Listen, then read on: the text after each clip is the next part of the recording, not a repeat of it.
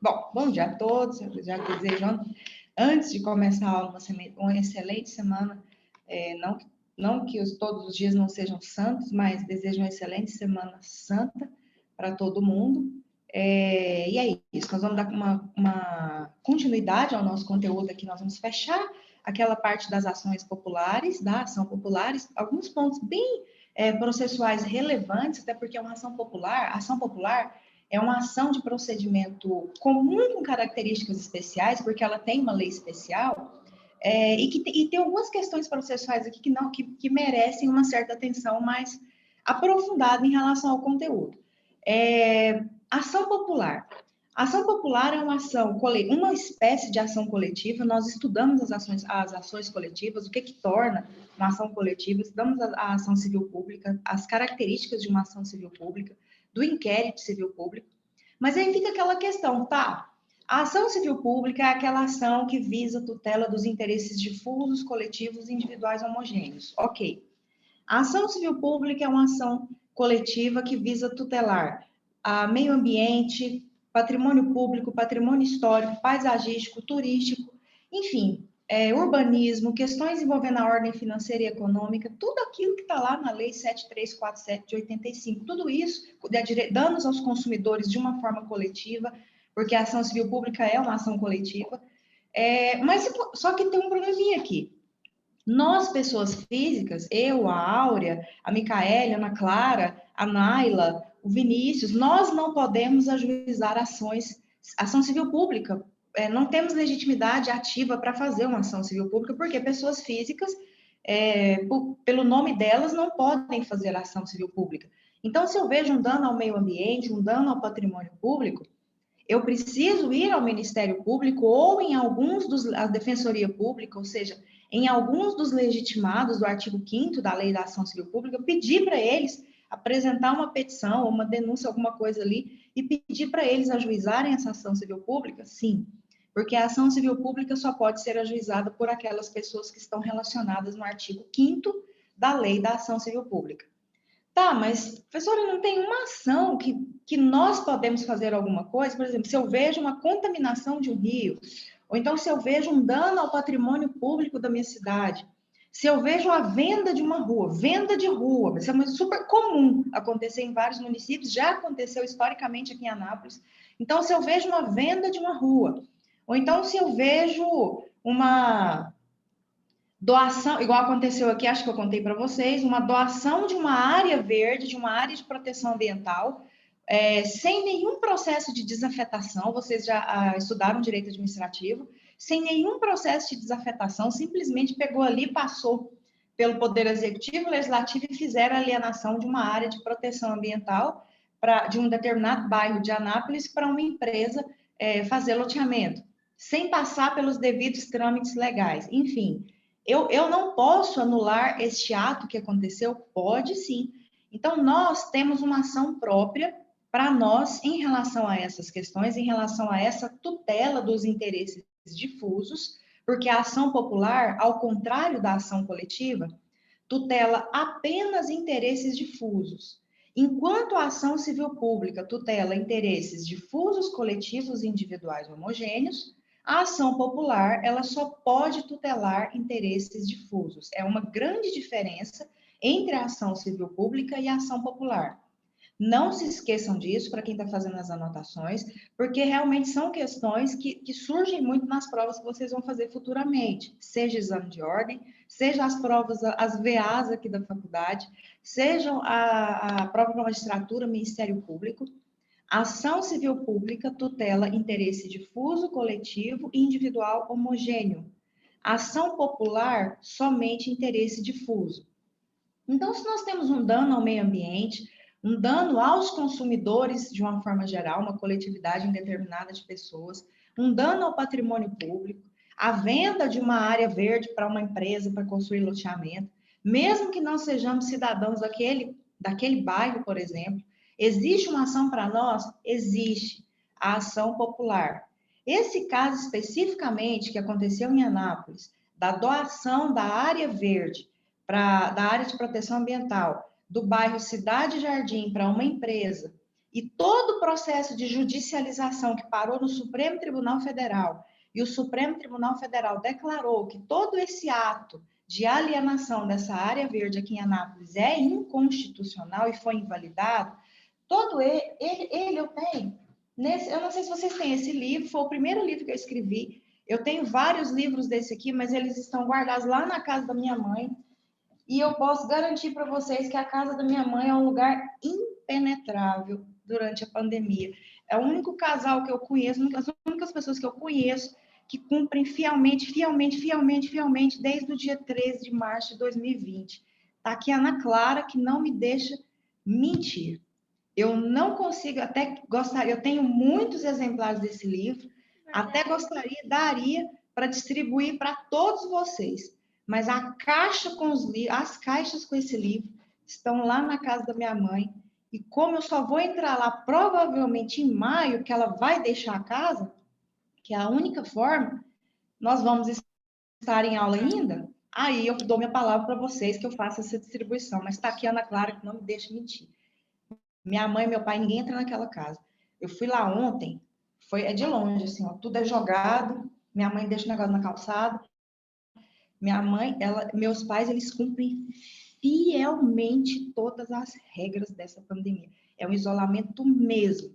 Ali, graças a Deus, está todo mundo protegido. Acho ruim de jeito nenhum, pelo contrário, quase morro de saudade que eu ficava enfiada na casa da minha mãe lá todo final de semana. Mas, enfim, é assim, tá? Depois vocês perguntam na Clara, que é muito, muito pior, é muito mais rígido do que eu estou falando aqui. Tá? Isso é porque nós somos filhas. Porque qualquer outra pessoa é debaixo do portão. É tudo debaixo do portão, assim, saquinho, tudo debaixo do portão. Enfim, tem gente que cumpre, viu? O isolamento eles podem, graças a Deus, a gente não pode generalizar também, porque é muito complicado. Tem pessoas que realmente não precisam sair para trabalhar e precisa, é muito, muito complicado. É uma situação, mas é um casal aposentado e são de grupo de risco. Né? Cada um por seus motivos de saúde são de grupo de risco, então fica mais tranquilo por eles serem assim. Tá? Mas é isso. Na hora que eu tiver acesso a esses livros, pode ter certeza que a gente faz aqui, acredito, pela quantidade que tem lá, dá para fazer uma sala inteira com os livros, tá? Para quem tiver interesse em ler. Esse caso especificamente dessa ação popular, eu trato nesse livro aqui. Tem todo o caso e toda a judicialização na vara de fazenda pública, no TJ, no STJ, até chegar no Supremo Tribunal Federal. Foi um caso muito interessante de uma ação popular que saiu de Anápolis, que chegou no Supremo Tribunal Federal, e aí conseguiu. Eu não fui a autora da ação, foi uma advogada que na época era professora da Unevangélica, e ficou mais fácil porque ela me passou também toda a documentação para poder colocar isso dentro de um livro. Mas vamos lá. Então, a ação popular, vocês vão perceber que é uma ação coletiva que qualquer cidadão, ou seja, a Constituição, no seu artigo 5º, inciso 73, se eu não me engano, artigo 5º, inciso 73, então a ação popular ela é uma ação constitucional, é a única ação que traz uma certa restrição para a legitimidade ativa, porque o artigo 5º, inciso 73, ele prevê o seguinte: qualquer cidadão é parte legítima para anular atos lesivos ao meio ambiente, ao patrimônio público, ao patrimônio histórico, paisagístico, turístico, enfim, aqueles objetos da ação civil pública, a ação popular ela pode tutelar, desde que seja de interesse difuso. E a legitimidade ativa não são aquelas pessoas da ação civil pública, pelo contrário, elas não podem fazer, a não ser que seja em seu nome como cidadão. Quem pode fazer ação popular, quem tem legitimidade ativa, são apenas cidadãos. Cidadãos têm legitimidade para ajuizar a ação coletiva. Observem que em nenhum momento atribuiu-se uma legitimidade ativa para qualquer pessoa, mas sim a qualquer cidadão. A palavra cidadão aqui, só essas pessoas têm legitimidade, significa aquelas pessoas que estão em pleno gozo de seus direitos políticos. Ou seja, aquelas pessoas que estão com seus direitos políticos suspensos não podem ajuizar uma ação popular. Tanto que, quando vocês vão fazer uma petição inicial de ação popular, um dos requisitos para se colocar na qualificação é o número do título de eleitor, até para se fazer uma consulta para saber se está ou não em pleno gozo, se não estão com os direitos políticos suspensos, por algum motivo. E tanto que, quando na prática vocês vão ajuizar uma ação popular, geralmente se coloca até cópia do título de eleitor como documento que vai naquela ação. Então, se um dia vocês forem fazer o exame de ordem, cair uma ação popular, a palavra cidadão, quando ela aparece numa questão de exame de ordem, por exemplo, pode ter certeza que isso vai parar em alguma coisa envolvendo a ação popular. Não se esqueçam de simular na petição inicial o nome na qualificação do autor, carteira de identidade, número. Aí não tem não coloca o número, carteira de identidade, número, CPF, número, título de eleitor. Não se esqueçam de fazer essa menção. Se eu não me engano, a ação popular já caiu umas 5 vezes nos últimos anos aí, principalmente na prova de direito administrativo. Pode cair na de processo civil? Pode, tanto que a gente está estudando na aula de processo civil. Pode cair na prova de constitucional? Pode, porque é uma ação constitucional. Então, são vários campos aí para uma ação popular cair, tá? Vocês serem cobrados. Em relação à legitimidade passiva, contra quem nós ajuizamos uma ação popular? Nós ajuizamos uma ação popular contra todas as pessoas envolvidas no ato que nós pretendemos anular. Então, suponhamos aqui na ação popular, a lei da ação popular, vocês vão ver no material, é a lei 4717 de 65. A lei da ação popular, existe uma lei, assim como a ação civil pública tem a lei dela, lei da ação civil pública, existe uma lei específica da ação popular. Então, a ação popular, ela é fundamentada tanto na Constituição Federal, como na lei 4717/65. É a lei da ação popular. Então, se vocês vão ajuizar uma ação popular, vai ser com fundamento no artigo 5º 73, e com base na Lei 4717/65, que é uma lei especial. E essa Lei 4717/65 prevê o seguinte, que a legitimidade ativa é de qualquer cidadão que queira anular atos lesivos a todos esses bens jurídicos que nós comentamos aqui. Contra quem? Contra todas as pessoas envolvidas naquele ato. Beneficiários, quem assinou, enfim. Então, a lei da ação popular exige a formação de um litisconsórcio passivo necessário. Como assim a formação de um litisconsórcio passivo necessário? Vamos pegar o exemplo que eu acabei de dar da alienação dessa área verde para fins de construção de loteamento, uma área que não pode ser alienada, porque por lei ela é protegida ambientalmente. Então, vamos lá. Suponhamos esse ato de alienação dessa área verde nesse determinado bairro. Primeiro, tem um ato assinado, isso deve ter uns 15 anos, gente, 16 anos atrás, enfim. Tem um ato assinado pelo chefe do executivo. Tem um ato assinado pelo secretário de infraestrutura da cidade. Tem um ato autorizando assinado pelo secretário ou secretária de meio ambiente. Tem um ato assinado por alguém do legislativo, seja um presidente da Câmara, ou seja algum vereador, tá lá, assinou. Tem um ato assinado, um laudo assinado por um engenheiro da prefeitura testando que essa área verde pode ser vendida, alienada, enfim, tá lá. Tem muitas. Ah, tá. Os beneficiários, tem empresários. Então, alguns empresários estão se beneficiando desse ato, porque duas ou três, ou uma construtora, vão fazer os loteamentos que foi a pessoa que recebeu a área, ou um grupo de pessoas que recebeu essa área do poder público. Eles são beneficiários. Então, contra quem ajuiza-se a ação popular? Contra todos os envolvidos nessa relação. Professor, não tem conhecimento de quem são. Eu sei quem recebeu. Eu sei alguns. Não tem problema. A própria lei da ação popular traz essa previsão. Caso você não tenha, caso o requerente, né, o autor da ação popular, não tenha conhecimento de todos os envolvidos, basta inserir nos pedidos da petição inicial, requer a citação por edital de todos os envolvidos no ato acima narrado. Você pode ter certeza que durante a instrução do processo, o trâmite processual, pode ter certeza que todas as pessoas vão aparecer. De algum momento elas vão aparecer. Se elas tiverem endereço, vai ser feita a citação pessoal dessas pessoas. Se não tiver, faz a citação por edital. O importante é que vocês coloquem na petição inicial que se vocês não tiverem toda a relação de todas as pessoas envolvidas, vocês podem pedir a citação por edital de todos os envolvidos que durante o processo isso vai acontecer naturalmente. Então, é só para exemplificar, porque às vezes é muito difícil a gente encontrar exemplos de litisconsórcio necessário. Quando vocês estudaram litisconsórcio, lá no processo civil 1, vocês vão se lembrar que existem vários tipos de litisconsórcio. E uma espécie é ele ser facultativo ou necessário. 95% dos casos, os litisconsórcios são facultativos. Então, a gente precisa achar mesmo as hipóteses em que o litisconsórcio seja necessário. E uma das hipóteses é exatamente essa, na ação popular.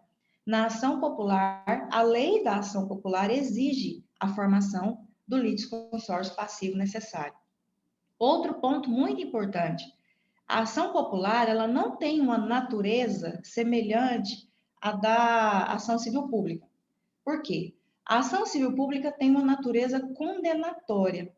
Quando o Ministério Público, por exemplo, ajuiza uma ação por danos ao meio ambiente, o pedido principal do Ministério Público, primeiro, é uma condenação em uma obrigação de não fazer, ou seja, requer a condenação da empresa requerida a não contaminar mais aquele rio, a não destruir mais o meio ambiente. Então, sempre vai ter uma condenação.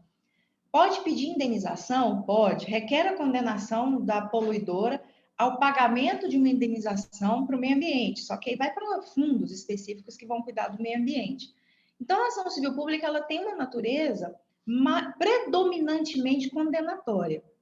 Porque na ação civil pública, por exemplo, o Ministério Público pode pedir para anular uma licença que foi concedida para essa empresa funcionar? Pode, mas não é o pedido principal, porque a ação civil pública tem natureza condenatória. Agora, a ação popular, ela não tem uma natureza predominantemente condenatória. Tanto que se vocês pegarem o artigo 5º e 73 da Constituição Federal, o inciso 73, e vocês pegarem a lei da ação popular, lá no artigo 1º, não vem a escrita a palavra condenação, vem escrita assim, qualquer cidadão é parte legítima para anular, ou na lei da ação popular, anular ou declarar a nulidade, pedir para declarar a nulidade de atos lesivos ao meio ambiente. Então, tem mais uma característica anulatória ou declaratória de nulidade. Tá, mas professor, pedindo a anulação ou a declaração de nulidade de um ato, por exemplo, o ato que alienou a área verde ou o ato que concedeu uma licença ambiental para uma empresa funcionar e ela está contaminando o meio ambiente. Eu posso pedir na ação popular? Pode. O ato que concedeu a autorização para colocar o portão lá na vista, e aí as pessoas não conseguem entrar lá, é uma anulação do ato. Mas, ao mesmo tempo, eu posso pedir uma indenização para o meio ambiente, por exemplo, se for uma contaminação de um rio? Pode. Não é o pedido principal, porque a ação anulatória realmente tem aí toda uma natureza anulatória ou declaratória de nulidade. A questão aqui não é tanto valores e obrigações, como isso acontece na ação civil pública, que é mais para se anular atos ou declarar a nulidade de atos. Então, nós temos aqui objetivos um pouco diferentes entre a ação civil pública e a ação popular. Tá. Exemplo de um caso em que a pessoa usou erroneamente a ação popular e ficou conhecido no Brasil inteiro. Quando vocês vão aí no Google, pega aí no Google e joga assim, advogado eu não sei se é Santa Catarina ou Porto Alegre, advogado de Santa Catarina ajuiza uma ação popular contra a China, pedindo a condenação em trilhões de dólares ou trilhões de reais, porque ela foi culpada pela pandemia para pagar essa indenização para o Brasil. Isso é real, isso é verdade, isso aconteceu. Um advogado lá do Sul, ele fez uma ação popular, ele fez uma ação popular contra a China, pedindo pagamento de indenização para o Brasil, porque a China foi culpada da propagação do coronavírus. E aí, na hora que chegou lá na Justiça Federal, o juiz federal olhou aquilo, o trem espalhou no Brasil inteiro. O juiz federal olhou aquilo ali e falou, meu Deus. Aí olhou, simplesmente foi lá e indeferiu a ação popular já de plano, entendendo que o objetivo da ação não tem hipótese de cabimento dentro de uma ação popular aquilo que foi feito. Depois, se vocês tiverem curiosidade, é só colocar aí no Google, advogado de Santa Catarina faz ação popular contra a China pedindo indenização por ser culpada da propagação do coronavírus. Depois dá uma olhada como a ação que foi feita no ano passado, tá? E aí foi indeferida porque não tinha cabimento aquela ação popular naquela situação. Enfim, mas ficou uma ação que ficou conhecida no Brasil inteiro. Se a intenção do advogado era ficar conhecido no Brasil inteiro, ele ficou. Isso aí, com certeza, ele ficou. Bom, então a gente viu aqui que é uma ação coletiva para tutelar interesses difusos e que tem uma característica predominantemente de se anular atos lesivos ou declarar a nulidade desses atos lesivos, tá? Da mesma forma que acontece com a ação civil pública, a ação popular, como ela só pode tutelar interesses difusos, a sua sentença ela vai ser erga omnes, ou seja, uma vez que é concedida alguma coisa numa sentença, essa sentença vai ter efeito contra pessoas indeterminadas. Então, contratou, ela não é contra, uma sentença ela é em benefício de todos, então ela é uma sentença considerada erga omnes. Em relação à coisa julgada, a ação popular, ela segue os procedimentos da coisa julgada, ela pode fazer coisa julgada tanto formal como material, a gente já viu isso na aula de ação civil pública, e ela tem aquela mesma característica da ação civil pública, ou seja, a sentença da ação popular que for julgada pela improcedência, ou seja, a sentença for pelo julgamento de improcedência, o cidadão que ajuizou a ação não ganhou a ação, se o motivo for insuficiência de provas, olha, eu vou julgar a sua ação popular improcedente porque o motivo é você não provou que esse dano aconteceu ou você não provou que essas pessoas praticaram esse dano. Isso é insuficiência de provas. Isso faz a sentença que julga improcedente por insuficiência de provas faz coisa julgada formal. Ou seja, caso novas provas surjam, qualquer cidadão, não precisa ser o mesmo, não. Qualquer cidadão pode ajuizar uma ação, a mesma ação popular para se discutir a mesma coisa. Se o motivo foi insuficiência de provas, tá? Então, ali na ação, é uma característica das ações coletivas. A coisa julgada formal, ela acontece quando a gente ajuiza uma ação e a gente não pode mais discutir a questão onde a sentença foi proferida, mas a gente pode ajuizar uma ação por até 3 vezes. Isso é coisa julgada formal. Geralmente é quando não se resolve o mérito. Agora, nas ações coletivas, se houver uma sentença de improcedência por insuficiência de provas, é a mesma regra da ação civil pública. Faz coisa julgada formal e qualquer cidadão, inclusive o primeiro que tinha feito a ação, qualquer cidadão pode ajuizar a ação popular novamente, porque ela faz coisa julgada formal. Bom? Então, essas são as principais características, os pontos jurídicos principais de uma ação popular. Ficou alguma dúvida em relação à ação popular?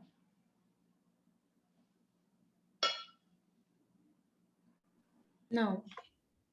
Ok?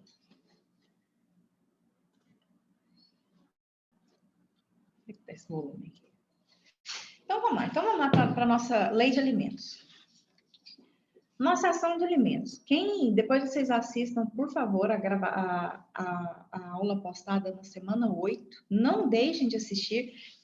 É uma forma bem interessante, se pudesse, mas seria extremamente cansativo se toda a aula tivesse uma gravação inteira sem interrupção e depois mais 2 horas aqui para a gente poder fazer. Seria o ideal, porque vocês já viriam para a aula já sabendo o conteúdo e já assistindo. Mas, enfim, a aula de alimentos, pelo menos ela deu para fazer isso. Quem não assistiu ainda, presta bem atenção no que eu vou falar agora e depois assistam, porque vocês vão conseguir fazer uma fusão bem interessante do conhecimento na compreensão das ações de alimentos. Eu não sei se a gente começou a falar de alimentos aqui, se eu perguntei para vocês o que são alimentos, mas vamos começar aqui em relação aos alimentos, aí a gente destrincha aqui as características, principalmente as características do direito material e as características do direito processual e da execução da pensão alimentícia. Mas vamos lá. O que são alimentos? Quando eu faço essa pergunta, o que são alimentos? Geralmente, as respostas vêm no seguinte sentido. Vestuário, lazer, comida, educação, plano de saúde, mais. Parece um kit de sobrevivência. Eu sempre falo isso, parece aquele kit de sobrevivência. Aí vem a palavra subsistência. Aí depois vem a palavra assim, professora, é aquilo que garante o básico. O básico sempre, às vezes, aparece também. É aquilo que garante o básico para uma pessoa sobreviver. Tá? Todas essas palavras, todo esse conceito, eles vão se referir a uma espécie de alimento só. E alimentos têm várias espécies. Isso aqui nós chamamos de alimentos naturais. O que são alimentos naturais? Só para vocês observarem aqui as espécies de alimentos que nós temos. Então, quando a gente estuda alimentos, primeiro, agora eu falo dessa lei. Primeiro, nós temos nas espécies os alimentos naturais. Então, alimentos naturais vão ser o quê? Alimentos naturais são aquelas prestações mensais que visam garantir a subsistência de uma pessoa. Então, todas aquelas prestações mensais que visam garantir a subsistência de uma pessoa, nós chamamos de alimentos naturais. O que visa garantir a subsistência de uma pessoa?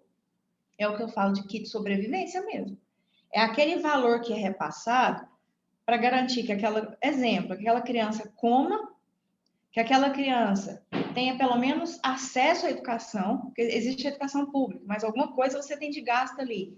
Que ela tenha acesso à saúde, existe a saúde pública? Existe, mas existem medicamentos. Então, não fica só restrita a esse âmbito. É acesso a vestuário, essa criança precisa vestir. Acesso à moradia, ela precisa morar num lugar. Então, é a sobrevivência mesmo. Como que uma criança ela vai ficar sem comer, sem vestir, sem ter os materiais de alguma coisa envolvendo a educação, sem ter acesso a medicamento? Enfim, não tem a menor condição. Então, foram criadas aqui no Brasil, os alimentos são considerados uma obrigação de trato sucessivo. Eu falo em relação ao Brasil, porque não são em todos os países que pensão alimentícia é pago mensalmente. E eu descobri isso de uma forma extremamente doida, assim, de um jeito que eu fiquei assim, Jesus do céu, como é que sai disso aqui agora? Foi uma situação que uma hora eu conto para vocês, não sei se eu já comentei com vocês, quando eu fui confrontada, quando eu estava fazendo meu doutorado fora, um rapaz de 20 anos, o menino veio com tudo, na hora porque o objeto de pesquisa dele é estudar divórcio, ações de família no direito comparado. E o menino, eu lá no meio da aula do doutorado, lá na França, o menino me solta uma lá falando que o Brasil tem um conceito totalmente errado de divórcio, principalmente em relação aos alimentos. Depois eu toco essa aqui para vocês, até para vocês, não sei se eu já comentei com vocês, mas para vocês refletirem o posicionamento dele em relação ao direito brasileiro. Ele faz estudo do direito comparado e falou, no dia que ele soltou assim, o conceito de divórcio de vocês é todo errado. Eu falei, lá vem, né? De certo o menino vai achar que eu vou mudar a lei daqui, né? Que o Brasil é desse tamanhozinho, que lá é super fácil, você manda um documento, muda a lei, muda o conselho, muda os livros, enfim. Mas tá, é uma visão de quem está de fora. Mas, enfim, os alimentos no Brasil são considerados uma obrigação de trato sucessivo, ou seja, são obrigações que se protraem no tempo. Por isso que no Brasil as pensões alimentícias são fixadas mensalmente. Então, geralmente fixa-se lá numa decisão ou em uma sentença o pagamento de uma pensão alimentícia num determinado valor, e esse determinado valor vai depender de várias circunstâncias que serão consideradas por um juiz, para se chegar nesse valor, enfim. Daqui a pouco a gente vai falar um pouquinho dessas características em relação aos valores de pensão alimentícia, até porque não existe uma tabela que diga nessas situações o valor é tal, nessas situações o valor é tal. Então, já temos aqui um problema, que é a falta de algum... existem alguns parâmetros, mas às vezes fica, assim, muito contraditório. Numa mesma situação, você vê percentuais de pensão alimentícia sendo condenados, aí depois você vê a mesma situação com outros valores, então oscila muito esses valores de pensão alimentícia. Mas, enfim, esse primeiro conceito é o conceito de alimentos naturais. Alimentos naturais são prestações mensais que visam garantir o básico, que visam garantir o kit de sobrevivência mesmo, a subsistência de uma pessoa, o acesso ao mínimo existencial. Então, esse mínimo existencial, ele vai estar intimamente ligado aos alimentos naturais. Só que, além dos alimentos naturais, nós também temos uma categoria de alimentos que visam garantir o quê? Visam garantir determinado padrão social de vida. Então, além das prestações mensais para se garantir a subsistência, também existem valores de pensão alimentícia previstos em lei, garantidos por lei pela jurisprudência, para se garantir a manutenção de determinado padrão de vida. Se existe a possibilidade de quem vai pagar e as necessidades de quem vai receber. Isso são critérios para qualquer tipo de pensão alimentícia. Então, quando a gente fala de alimentos naturais, nós estamos falando ali, suponhamos que uma pessoa ganhe um salário mínimo e ela vai ter que pagar a pensão alimentícia para o filho ou para a filha. Então, vai ser comprovadamente dentro daquele salário mínimo, vai ser retirado um percentual, 30% ou 40%, que vai ser destinado para o pagamento de uma pensão alimentícia, mas nós estamos falando de um salário mínimo, e esses 30%, 40%, e olha lá, vai ser utilizado para garantir alimentos naturais, ou seja, a subsistência de uma pessoa que nem se cogita a possibilidade de falar em alimentos côncavos, vai manter um padrão de vida social tirando de um salário mínimo 30%, 40%. Principalmente no atual contexto, 30%, 40%, porque não sei nem que compra direito. A gente entra no supermercado, pega 3 itens, quando você vai passar lá, tá R$180. Como? Como que isso aqui deu esse valor? Enfim. Agora, alimentos côncavos. Quando a gente olha aquelas pensões, uma pensão de 30 mil, uma pensão de 40 mil reais, uma pensão de 20 mil, uma pensão de 15 mil, uma pensão de 70 mil, de 50 mil. Aqui não está se discutindo mais alimentos naturais. Os alimentos naturais estão garantidos aqui. Aqui nós já estamos discutindo os alimentos côncavos. O que são os alimentos côncavos? Aqueles alimentos que são prestados para se garantir um determinado padrão social de uma pessoa, porque ela já tinha ele antes. Então, suponhamos a seguinte situação, vou pegar um exemplo brasileiro. Aqui no Brasil, nós tivemos um exemplo eu falo que desse caso porque o STJ trabalhou muito bem a questão dos alimentos côncavos. Nós tivemos aqui no Brasil aquela situação da atriz Stephanie Brito, que se casou com um jogador de futebol, e o jogador de futebol foi para a Europa, porque ele jogava num time europeu. Na época, a atriz tinha contratos vigentes com emissoras, tinha contratos em andamento com várias envolvendo publicidade, então ela tinha uma renda própria muito, muito boa para se manter. Só que ela se casou e ela teve que se mudar para a Europa. O que o esposo dela fez, o jogador? Ele pagou todas as rescisões, pagou todas as multas e falou, não, nem vínculo mais, nem de lá. Lá, agora, você vai comigo e vai para lá. Enfim, cortou tudo, rescindiu todos os contratos, todos que ela tinha aqui. E ela foi. Mas não deu um ano, eu acho. Não, eu sei que essa menina voltou para o Brasil, só vê, na época nem tinha essa profusão de rede social, então vai para jornal, site, na época era o site da Globo, quanto é site fofoca que vocês imaginaram, o trem saiu. A menina volta para o Brasil, numa confusão, divórcio já assim, eu nunca vi um negócio daquele. O pessoal fala que vai divorciar, então a gente fica até ali, não, mas volta, né? Dá uma recaída. Volta. Nossa Senhora, eu nunca vi uma pessoa tão decidida. Eu falei, o que aconteceu naquele trem lá? Que a menina já chegou. E ela chegou aqui e já começou uma discussão envolvendo pensão alimentícia, porque ele fez uma proposta de pagar 5 mil reais de pensão alimentícia para ela.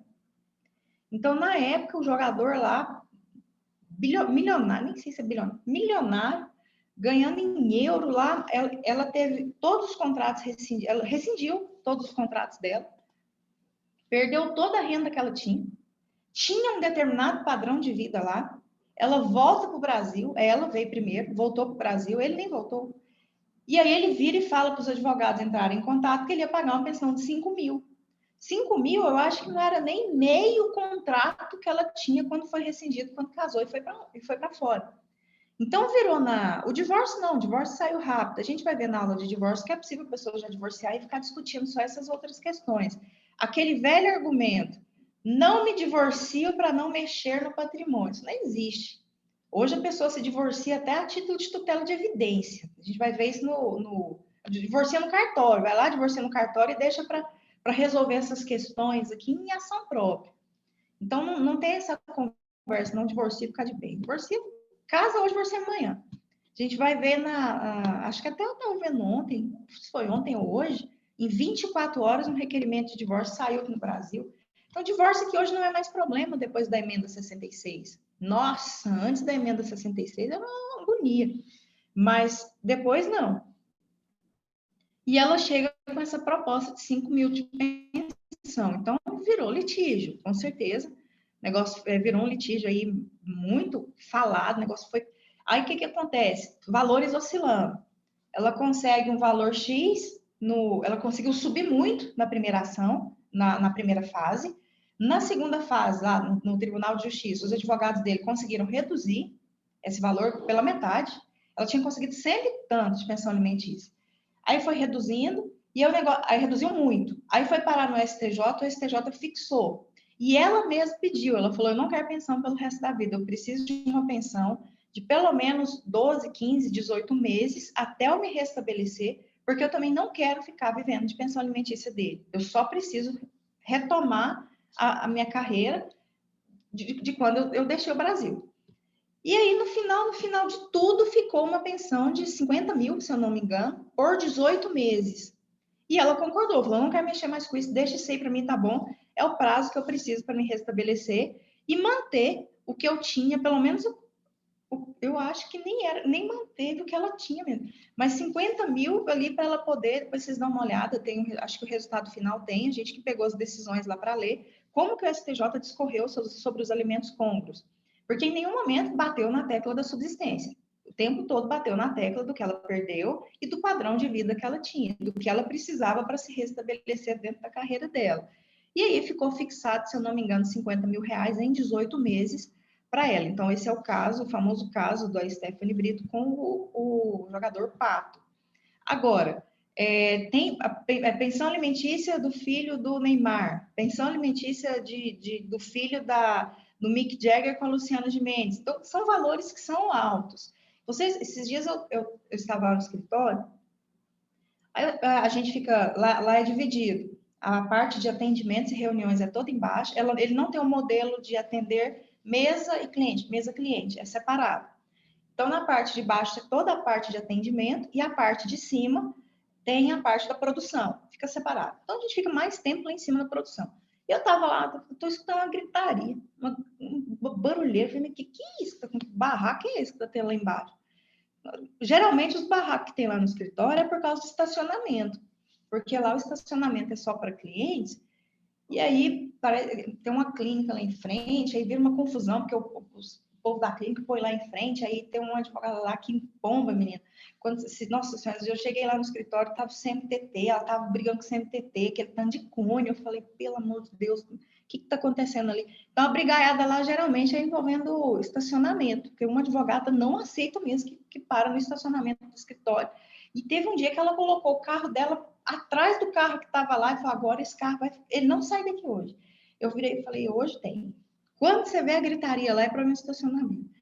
Mas eu tô vendo problema lá da gritaria, desci, falei, que é isso? Quando eu cheguei lá, tinha uma mulher brava, que estava sendo atendida lá na sala de atendimento por outra advogada. E ela gritava assim, eu não aceito minha pensão de 30 mil. Eu quero 40.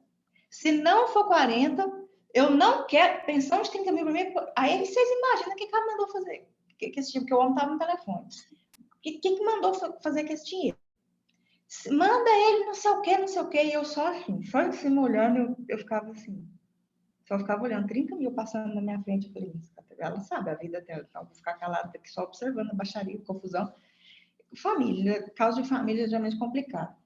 E vendo lá a advogada tentando convencer mesmo a chegar num acordo, porque ele não queria pagar os 40, só pagava 30, ela queria 40, eu sei que esse negócio foi subindo para 35, eu falei, gente do céu, aí foi caindo para 37, 36 e 500, eu falei, nossa senhora, mas isso aqui é picuinha, parece que o trem fechou assim por uma diferença de 5 reais a confusão. Enfim, aí vocês imaginam, às vezes no mesmo dia você está lá trabalhando numa pensão alimentícia, que é 30% de um salário mínimo, e 2 horas depois você está vendo uma situação de uma pessoa que não aceita uma pensão de menos de 30 mil. Então, tem situações variadíssimas envolvendo as pessoas, a renda das pessoas e somos nós do direito que temos que ficar ali tentando resolver, equilibrar determinada situação. Então, não se assustem quando vocês saírem aí para a vida profissional de vocês e vocês estão ali no mesmo dia numa audiência, às vezes brigando por uma pensão de um salário mínimo, ou brigando por uma pensão de 50% do salário mínimo, e passar um pouquinho você está numa audiência brigando por uma pensão de 50, de 40, de 30, porque são realidades completamente diferentes. Estamos falando do mesmo tipo de pensão? Não. Em um caso, vão estar falando de alimentos naturais, no outro, de alimentos côngruos. Isso existe? Existe, porque o direito brasileiro ele tem que amparar todas as situações que são levadas ao judiciário. E existem pessoas que têm rendas muito altas, que movimentam, que tinham um determinado padrão de vida, e a lei ampara que, se há a possibilidade de se manter aquele padrão de vida para os filhos ou entre cônjuges, isso vai ser feito dentro de um processo, tá? Então, não se assustem com essas diferenças de situações. É por isso que existem vários tipos de alimentos. Em relação à ação de alimentos, a ação de alimentos é uma ação que a gente precisa fazer aqui umas observações antes da gente compreender a ação de alimentos. A ação de alimentos, ela não é considerada uma ação de família. Observem que em nenhum momento eu falei que a ação de alimentos não é de competência da vara de família, ela é de competência da vara de família. O que eu estou dizendo é que o Código de Processo Civil traz lá nos procedimentos especiais as ações de família. Então, quando vocês pegam o artigo 193 do Código de Processo Civil, quem tiver com o CPC ou Vadimeco, vocês vão lá no 693, dentro do Código de Processo Civil. Quando a gente pega o Código de Processo Civil lá no artigo 693, a gente encontra assim, das ações de família. Então, o CPC criou um procedimento próprio, um procedimento especial para as ações de família. Então, divórcio litigioso é uma ação de família, investigação de paternidade com alimentos é uma ação de família, não há alimento sozinha, tá? Mas com investigação de paternidade, uma dissolução de uma união estável. Então, existem várias ações que são que seguem esse procedimento especial das ações de família. Mas o próprio artigo 693, ele prevê o seguinte: não se incluem nas ações desse procedimento as ações de alimentos. Porque as ações de alimentos têm uma lei especial, tem uma lei própria. E quando existe uma lei especial para uma ação, a gente não utiliza o Código de Processo Civil de uma forma principal, só subsidiariamente. O que isso significa? Se vocês forem ajuizar apenas uma ação de alimentos, só pura, não tem investigação de paternidade, não tem divórcio aqui, só ação de alimentos. Exemplo, uma pessoa manteve um relacionamento com outra pessoa. E aí, desse relacionamento, teve uma criança. E aí, vamos pegar um casal. Vamos pegar uma criança, um pai e uma mãe. Então, suponhamos que essa criança precise de pensão alimentícia. E suponhamos que quem vai pagar essa pensão alimentícia é o pai dessa criança. Então, teve um namoro, um relacionamento, enfim. E desse relacionamento nasceu um bebê. E esse bebê precisa de alimentos, essa criança precisa de alimentos. E quem vai pagar aqui é o pai. Então, é a criança representada pela mãe, a parte é a criança. Ah, mas pode ser um bebê de um dia? Pode. O bebê de um dia, ele pode ser parte do processo. Então, quem é a parte legítima ativa é quem vai receber alimentos. Representado pela genitora, ou por seu representante legal, porque ele não pode estar sem representação, ele é absolutamente incapaz, ajuiza uma ação de alimentos em face de quem vai pagar. Ok. O nome consta no registro de nascimento? Consta. Então, se o caso de alimentos chega para vocês, a primeira pergunta que vocês têm que fazer é essa, porque é isso que vai definir o procedimento. Depois que a pessoa conta, eu tive um filho com fulano, esse nunca pagou pensão, o menino está com 2 anos, aquela coisa toda. Primeira pergunta que vocês vão fazer. O nome consta no registro de nascimento, na certidão de nascimento? Consta. Então, vocês não têm que fazer ação de filiação, investigação de paternidade. Não, é só ação de alimentos. Então, vocês vão fundamentar na Lei 5478 de 68. As ações de família não se incluem as ações de alimentos, porque a ação de alimentos tem uma lei própria, que é a Lei Especial 5.478 de 68. Tem uma lei especial, então a gente não fundamenta a ação de alimentos lá no 693 do CPC. A gente fundamenta a ação de alimentos na lei de alimentos, lei 5478 de 68. Agora, se essa mulher vira para vocês e fala assim, não, o nome dele não consta na certidão de nascimento, então você não tem só a ação de alimentos aqui, você tem que fazer uma ação de filiação junto. Então, você vai fazer uma ação de investigação de paternidade, pode cumular com alimentos? Pode, cumulado com alimentos. Aí, você não vai poder mais fundamentar nessa lei, porque essa lei é só para ação de alimentos pura, inteira, simples. Se você tem uma ação acumulada aqui de filiação, aí você vai cair lá nas ações de família. Por quê? Porque essa lei especial de alimentos só se aplica quando há a prova da relação de parentesco. No caso, o nome da pessoa na certidão de nascimento. Se não tem o nome na certidão de nascimento, você precisa colocar para depois, né, receber definitivamente esses alimentos. Você precisa de uma ação de filiação. Então, você não vai poder usar essa lei aqui. Então, aquela velha pergunta, a ação de investigação de paternidade acumulada com alimentos pode ser fundamentada na lei de alimentos? Não, não pode. Por quê? Não pode, porque a lei de alimentos só vai ser aplicada quando há a prova da relação de parentesco. Se vocês não têm a prova da relação de parentesco, vocês vão ter que fazer uma ação de filiação acumulada com alimentos. E aí vocês vão ter que deixar de lado a lei de alimentos e utilizar as ações de família lá do 693 do Código de Processo Civil. Tá? Então, observem que essa lei de alimentos, essa ação de alimentos que a gente está estudando aqui, essa ação de alimentos fundamentada na lei de alimentos só vai acontecer quando vocês tiverem a prova da relação de parentesco. Se não tiver a prova da relação de parentesco, vai ter que fazer a ação de investigação de paternidade acumulada com alimentos, fundamentada no artigo 693 do Código de Processo Civil, com aquele procedimento. Esquece a lei 5478 de 68, porque essa lei é só quando vocês vão fazer a ação de conhecimento de alimentos. Só nessa única situação em que vocês tenham a prova da relação de parentesco, tá?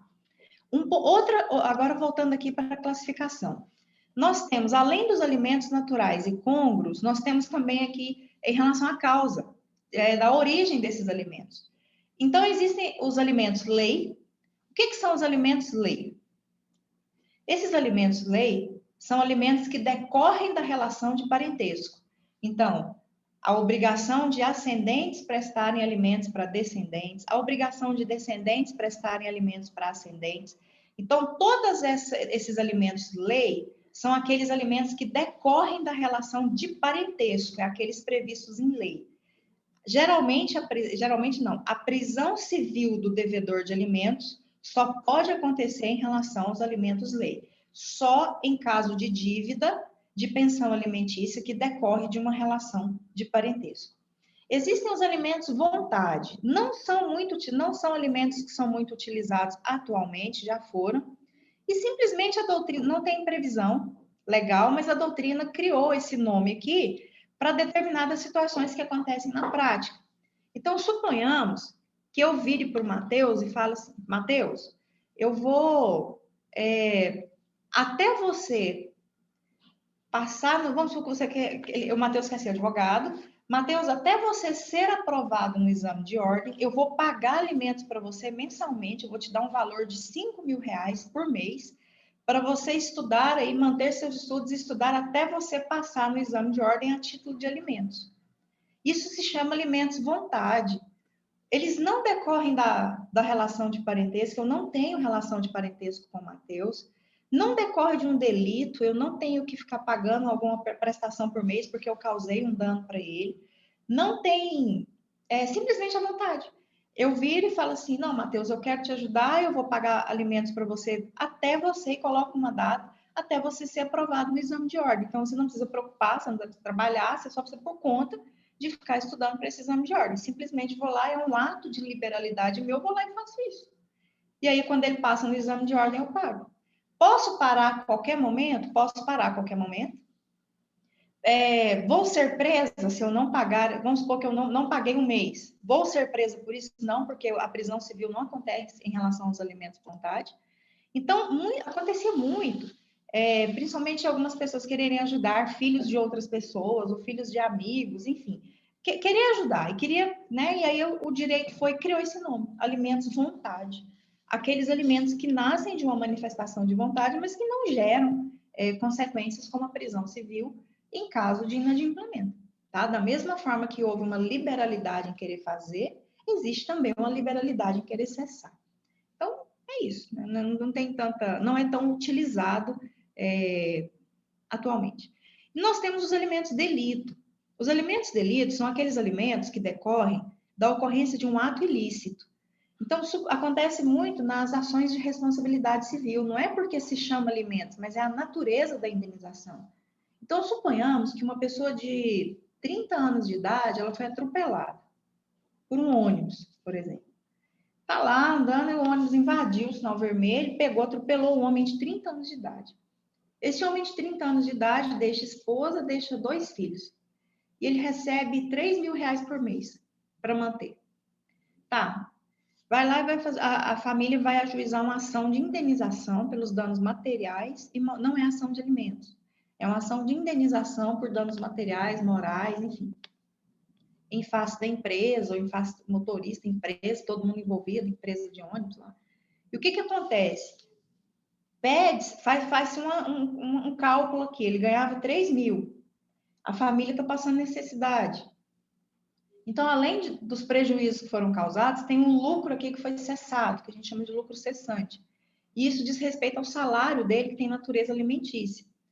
Então, até pede uma tutela de urgência para, enquanto o processo ir tramitando, a empresa pagar os 3.000 por mês a título de tutela, que era aquilo que ele recebia comprovadamente como salário, que a família está passando fome, está precisando e está passando necessidade.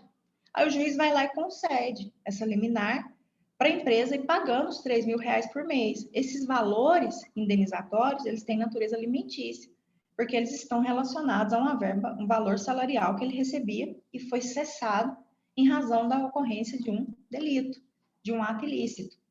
Vamos supor que a empresa não pare de pagar esses 3.000. Ou então o motorista de um veículo que atropelou não pague. Cabe a prisão civil dele? Não, mas cabe a penhora.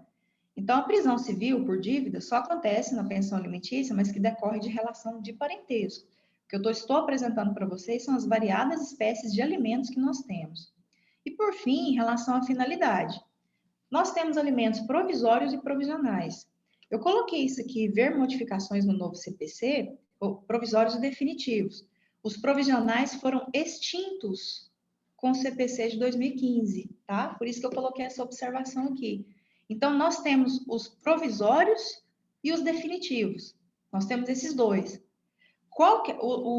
Existia o provisional também, dava uma confusão aí, provisional com provisório. Só que o CPC de 2015 tirou os provisionais, então nós temos provisórios e definitivos. O que são alimentos provisórios? Alimentos provisórios são aqueles que são concedidos no curso do processo a título de tutela de urgência. Então, quando você ajuiza uma ação de alimentos, você pode pedir, considerando a demora processual e as necessidades ali, você pode pedir a concessão de uma tutela de urgência para já se conceder alimento. O nome é esse, tá? Artigo 4º da Lei de Alimentos. Você pode usar esse nome na petição inicial lá na sua ação de alimentos. Requer a concessão de alimentos provisórios, você pode até jogar um valor de 150% do salário mínimo ou de um salário mínimo até o julgamento final da ação. Então, você já está pedindo para o juiz, para o réu já pagar a pensão alimentícia no curso do processo. E esses alimentos que são fixados em um processo em andamento chamam-se alimentos provisórios. Agora, alimentos definitivos são aqueles que são fixados por sentença. Então, aqui nós temos alimentos que são fixados por decisão interlocutória e aqui nós temos alimentos que são definitivamente fixados por sentença. Muito cuidado com essa palavra definitivos, por quê? Os alimentos definitivos não são definitivos porque não se pode mais rever. Definitivamente vão ser pagos esses valores. Não, alimentos não fazem coisa julgada. Então, houve uma alteração na situação econômica de uma das partes, o valor que foi fixado na sentença de alimentos pode ser revisto a qualquer tempo, até porque existe uma ação que se chama ação revisional. Os alimentos são chamados definitivos porque são fixados depois de uma instrução processual em um ato do juiz que se chama sentença. Então, nós temos alimentos provisórios que são fixados no curso do processo para se garantir as necessidades daquele alimentante. E nós temos, por decisão interlocutória, a título de tutela, de urgência, no liminar, e temos os alimentos definitivos que são fixados na sentença. Pode ser que os alimentos definitivos sigam o mesmo valor dos alimentos provisórios. Pode ser que não, pode ser que no início, por exemplo, a juíza conceda um salário mínimo a título de alimentos provisórios, está lá pagando durante o processo. Suponhamos que depois da instrução processual, observa-se que a necessidade dessa criança é maior, essa criança está fazendo um tratamento, essa criança tem uma alimentação especial. Observa-se que as possibilidades de quem vai pagar também são muito maiores. Por quê? Porque ali foi informada uma renda fixa de 3 salários mínimos. Mas no curso da instrução fez quebra de sigilo bancário, fez análise de imposto de renda, observou que tinham valores que eram recebidos por fora. Enfim, N situações que podem acontecer na instrução processual e verificou-se que a renda não era de 3 salários mínimos, mas de 20 salários mínimos. E aí, nesse sentido, vai ter aí uma razoabilidade no equilíbrio e, com certeza, esses alimentos provisórios podem subir um pouco, depois de uma instrução processual, tá? Então, essa é a diferença de alimentos provisórios para alimentos definitivos. Dentro dos alimentos, nós temos várias características que merecem uma certa atenção nossa aqui. Os alimentos são irrenunciáveis, ou seja, irrenunciáveis para menores e incapazes. Cônjuges e companheiros podem renunciar ao direito a alimentos. Suponhamos que vocês estão trabalhando com uma situação de divórcio ou de dissolução de união estável. Um casal está em união estável. Esse ponto de união estável, divórcio, nós vamos divorciar as pessoas, não se preocupe, nós vamos aprender a divorciar as pessoas ou fazer a dissolução de união estável dessas pessoas. Não agora, a gente vai fazer alimentos primeiro, depois na próxima semana a gente tem a semana da VA, da primeira VA, e quando nós voltarmos, depois da semana da primeira VA, a gente já entra em divórcio, tá? Vocês vão ver que existem várias situações envolvendo divórcio. Mas vamos lá. Suponhamos que vocês estão divorciando um casal. E vocês estão fazendo um divórcio consensual. Existe um acordo entre o casal, é difícil, mas acontece. Existe um acordo entre um casal, e vocês estão fazendo a minuta lá da petição do acordo para apresentar para esse casal. Então, vocês vão colocar todas as condições ali em relação àquele divórcio consensual para o juiz homologar, porque é uma jurisdição voluntária. E esse casal tem 3 filhos. Então, suponhamos que vocês vão lá montar a petição inicial e colocam 12 alimentos. Como vão ficar os alimentos nesse divórcio? Aí vocês colocam assim, em relação aos alimentos, o cônjuge, o genitor, por exemplo, ou a genitora, pagará a cada filho menor o valor de um salário mínimo. Todo mundo concorda? Concorda. Então, tem pensão para os filhos. Nenhum momento vocês vão poder escrever assim, os menores renunciam direito à pensão alimentícia. Não pode. Direito a alimentos são irrenunciáveis. Se vocês colocam isso numa petição inicial, o Ministério Público vai fazer o parecer, vai barrar o divórcio de vocês. Falar, não, tem que colocar aqui nem que seja um valor simbólico. Ah, não, mas eu não vou colocar, porque, olha o exemplo. Suponhamos um casal. Um casal que está lá divorciando, rompendo a sua união estável. De um lado, você tem uma pessoa que tem altíssima condição financeira. Do outro lado, você tem uma pessoa que não tem nada. E suponhamos que essa pessoa que tem uma altíssima condição financeira vai ficar com os filhos. E o de cá tem o direito de visita, convivência, ok, não está rompendo vínculo com o filho, não. Mas simplesmente essa pessoa de cá vira e fala assim, olha, como eu tenho muitas condições financeiras, não precisa pagar, cuida de você. Se você conseguir manter você, já tá bom. Não precisa pagar pensão, porque você não tem condição. Aqui, eu de cá tenho muita condição financeira. Ok. Aí, lá na petição inicial, vocês colocam assim, os menores renunciam o direito à pensão alimentícia porque vão ficar com a guarda, enfim, né? Com quem tem condição. Tá lá, vocês mencionam que a pessoa não vai pagar pensão. Não vai passar. Então, pensão alimentícia não é irrenunciável para menores e para incapazes. O que vocês podem fazer nessa situação é dizer para o juiz, excelência, considerando que a guarda será fixada de forma unilateral vamos supor, para o genitor. Porque o genitor tem essas condições. Vamos fazer um exemplo contrário, geralmente fica com o genitor. Com o genitor. E ele possui altas condições financeiras. O que vocês podem escrever é: o direito à pensão alimentícia não será exercido neste momento, podendo ser exercido futuramente. O que vocês podem fazer é não exercer o direito a alimentos naquele momento, mas vocês não podem falar que os menores estão renunciando o direito à pensão alimentícia, porque são irrenunciáveis para menores incapazes. Mas e entre cônjuges e companheiros? Isso pode? Pode. Entre cônjuges, entre companheiros ou companheiras, independente do casal, a pensão alimentícia, ela pode ser renunciada entre essas pessoas. Então, é muito comum nas petições iniciais que os alimentos sejam fixados para os filhos e embaixo vem um parágrafo assim: os cônjuges ou companheiras renunciam quaisquer direitos envolvendo pensão alimentícia. Então, a irrenunciabilidade é para menores incapazes. Entre cônjuges e companheiros, o direito a alimentos é perfeitamente renunciável e acontece muito. Ah, mas pode ser que tenha pensão entre... Pode ser que tenha. Suponhamos que você comprove que uma determinada pessoa ficou em função do casamento muitos anos e não tem naquele momento condições de ingressar no mercado de trabalho. Geralmente fixa-se alimentos para aquele cônjuge, para aquela pessoa que ficou ali inserida, geralmente por um prazo determinado ou não, vai ser revista a qualquer tempo, vai depender do acordo. Se entrou num acordo, vai ser homologado desde que não haja prejuízo para menores, que é onde me segue o barra. Agora, você tem acordo, é tranquilo, tá? Então, essa irrenunciabilidade é em relação aos menores. Incedibilidade. Alimentos, a gente não pode ceder o direito à pensão alimentícia. Então, suponhamos que a Sara, ela tem direito a receber uma pensão alimentícia muito alta. Ela tem esse direito. E aí, de repente, ela olha para uma colega e vira e fala assim: nossa, eu não quero alimentos agora porque eu tenho condição de me manter. Mas eu vou ceder esses alimentos para uma terceira pessoa. E vai e informa no processo.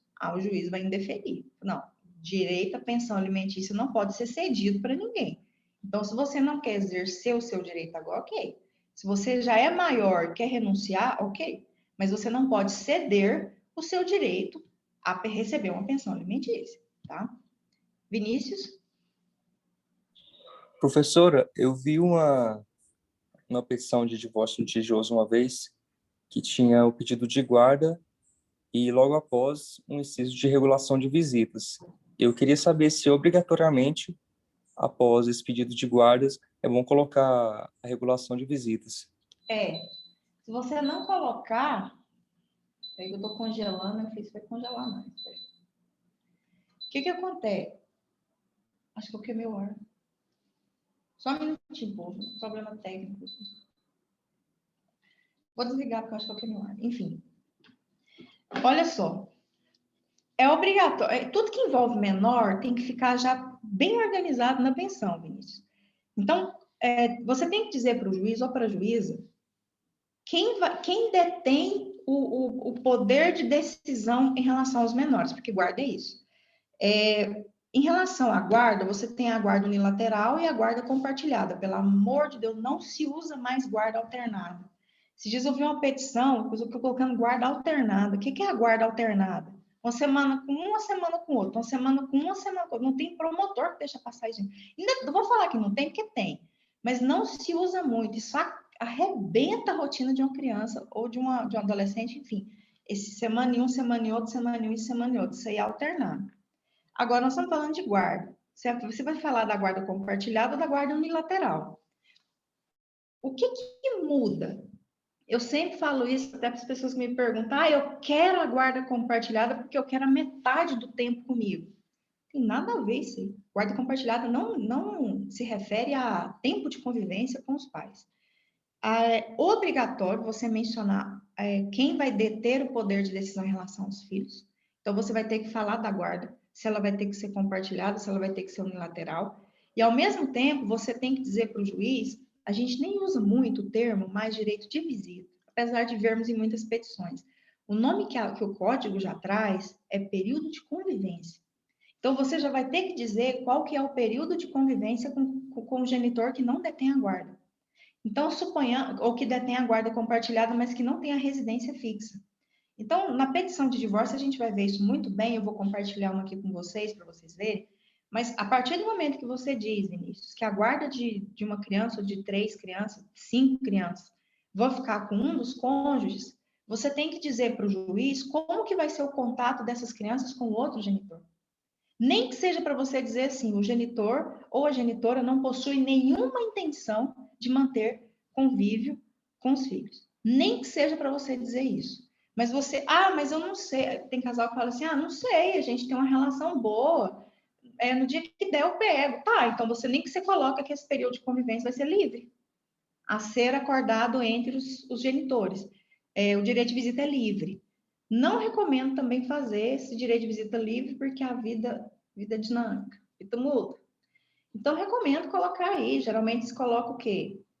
Finais de semanas alternados, de 15 em 15 dias. Durante a semana, vai numa semana assim, nossa, tem tanto jeito de fazer. Depende muito do casal. Por exemplo, tem cliente que é médico. E ele fala assim, nossa senhora, é super complicado para mim, porque eu não sei o dia do plantão. Então, tem situações que você tem que deixar um pouco mais livre, ou então, pelo menos mencionar os dias, mas deixar que isso pode ser alterado em razão da ocorrência de alguns plantões envolvendo a profissão do genitor. Não dá para prever aqui todas as hipóteses que podem acontecer em relação a esse período de convivência, mas tem que ter a menção de quem vai ter a guarda, se a guarda vai ser compartilhada e os períodos de convivência com os genitores. Isso precisa ficar muito bem delimitado na petição inicial, seja consensual ou seja na litigiosa, tá? Se você não colocar, o Ministério Público vai fazer um parecer e vai falar que não foi mencionado na petição inicial como que vai ser o período de convivência com os menores e pede para apresentar essa informação na petição inicial. Ok?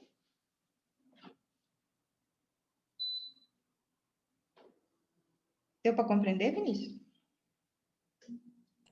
Perfeitamente, obrigado. Não queimei o ar. Enfim. Vamos seguir aqui. Alimentos são impenhoráveis. Vocês estão devendo. Está devendo. Cai na conta de vocês a pensão alimentícia. Aí vai lá e tem uma penhora em cima desse valor de prestação alimentícia que caiu na conta de vocês. Ou então na conta da genitora. Penhorou. É só pedir lá para retirar a penhora, porque alimentos são impenhoráveis. Não pode ser penhorado. Pensão alimentícia, né? A gente já viu aqui a natureza da pensão alimentícia, a importância da pensão alimentícia, e ela não pode ser penhorada. Então, prestações de pensão alimentícia são impenhoráveis. Alimentos são incompensáveis. Não tem como você compensar a dívida com valores de pensão alimentícia. Então, suponhamos que, vamos supor que tem um casal. E esse casal, existe uma relação de dívida entre eles, em razão de um bem, que um ficou com mais, o outro ficou com menos, que fulano tem que passar tanto para o outro, enfim. E aí ficou fixado um valor de pensão alimentícia. Vamos supor que ficou aí 5 mil de pensão alimentícia para um dos cônjuges. Essa pessoa que recebe pensão alimentícia, 5 mil por mês, está devendo 20 mil para quem está pagando. Exemplo. Aí essa pessoa vai lá no processo e fala assim, excelência, considerando que eu tenho que passar, né, que o requerente tem que passar 20 mil reais em relação à diferença de um bem, requer que seja compensado nas parcelas de alimentos. Isso vai indeferir na hora. Vocês estão vendo aqui, em situações práticas isso acontece? Pode acontecer que um casal está aqui e você fala assim, não, você tem que me passar 5, então você não passa, mas aí você vai abatendo e tal, e acontece muito. Agora, jogar isso lá no processo e pedir para o juiz homologar isso aí, o juiz vai indeferir na hora, ou a juíza. Por quê? Porque pensão alimentícia você não compensa com outra dívida. Está aqui, ó. O crédito alimentar não pode ser compensado. Não existe compensação de dívidas com pensão alimentícia, vai ser indeferido, tá? Então, nós temos muito o não, que não pode ser feito com pensão alimentícia. São irrenunciáveis, são incedíveis, são impenhoráveis, são incompensáveis. E nós temos aqui a principal característica, que é a irrepetibilidade dos alimentos. Olha isso aqui. Alimentos, uma vez prestados, eles são irrestituíveis. Se você pagou pensão alimentícia por um determinado período e ficou comprovado que você não deveria pagar, eles não podem ser restituídos. Como assim? Suponhamos que Vinícius sofre lá uma ação de alimentos. Suponhamos que alguém simplesmente chega e fala assim: Vinícius, você é o pai do meu filho. Do nada. Vinícius está do nada, parece essa situação. Você é o pai do meu filho. O Vinícius fala: como? Eu aí vai tentando lembrar, né? Ele fica naquela questão, tá? Não sou não. Não sou pai do seu filho. Aí o que acontece? A criança, representada pela mãe, ajuiza uma ação de investigação de paternidade acumulada com alimentos contra o Vinícius. É sim, eu vou provar, com essa ação de filiação, de investigação de paternidade, você vai pagar pensão. Você não paga pensão, você vai pagar pensão. Você vai lá para o nome na certidão de nascimento. Nós vamos reconhecer a filiação, agora a paternidade. Aí faz todo o procedimento da investigação de paternidade, faz a coleta de DNA, faz o exame de DNA em todo mundo. É porque nós estamos por audiências por vídeo, mas tinha uma audiênciazinha para fazer, não é audiência, um momento para se fazer a coleta do material lá na vara de família. Depois tinha uma audiência só para abrir o resultado. Quando eu entrei no evangélico, depois de uns anos, depois, em 2005, 2006, um ano depois, eu fiquei muito tempo no fórum fazendo audiência. Quando eu estava grávida da Maria Eduarda, eu ficava muito tempo no fórum fazendo as audiências do NPJ. E fazia essas audiências. A Maria Eduarda, eu não sei como é que ela não nasceu lá. Tem hora que eu acho que a Maria Eduarda é prematura só porque nasceu. Não tive o maior problema na gravidez. Eu acho que ela é prematura por causa daquela vara de família, certeza. Porque eu fiquei muito tempo lá nas audiências de abertura de resultado de exame de DNA. Gente, eu não sei. Se tem alguém aqui dessa sala que fez psicologia, tem contato com a psicologia, talvez vai saber até melhor que eu.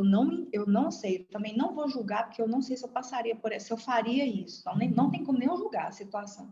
Mas tem um determinado comportamento que acontece quando a mulher, quando a pessoa, aquela profissional, é a maior coragem dentro da vara de família. Tem um envelope. Na hora que abre esse envelope, fica aquele climão, todo mundo olhando, esperando para saber o resultado. Quando tira aquele papel, que está escrito ali se a pessoa é ou não pai, eu lembro, eu já estava meio barrigudinha da dúvida. Eu lembro que eu até afastava já, eu chegava a cadeira assim para trás e ficava só vendo o que ia acontecer. Porque fica um do lado, outro do outro. Em 95% dos casos, na hora que dava que era, mas a mulher saía do lado dela, voava na mesa, pegava o papel, embolava e queria fazer o homem comer o papel. Pegar o Vinícius e pegar a boca, que eu vou enfiar na sua boca. Mas isso acontecia demais. Eu pensava, gente, será que alguma reação? Eu nunca fui tentar, já tentei. Nossa, a mulher uma vez quase acertou minha barriga, assim. Eu falei, pai de misericórdia. Quando abri o envelope, eu só fazia assim, eu só chegava assim para trás e ficava só esperando o trem voar na minha frente, que era uma loucura aquilo ali. Parecendo que esse programa mesmo de televisão.